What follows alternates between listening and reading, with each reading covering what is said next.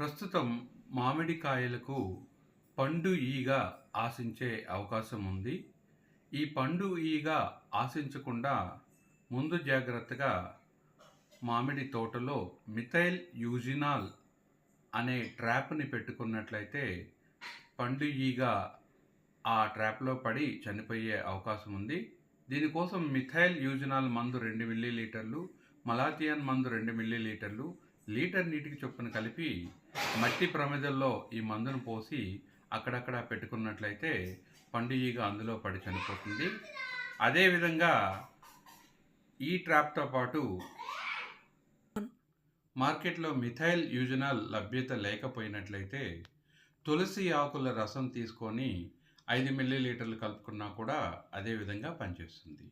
ఇంకా మార్కెట్‌లో ఆకర్ష్‌మి, not crush అనే ఎరలు కూడా లభ్యమవుతున్నాయి.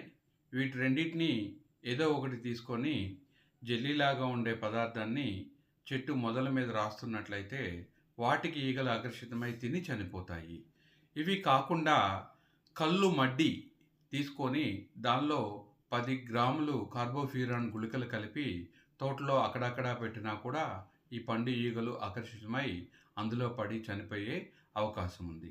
మరొక మార్గం ఏంటంటే ఎస్పేట్ అనే వాసన బాగా వచ్చే పురుగు మందును పొడిని గుడ్డలో కట్టి అక్కడక్కడ చెట్లకు వేలాడదీసినట్లయితే ఈ దుర్వాసనకి పురుగులన్నీ దూరంగా వెళ్ళిపోతాయి.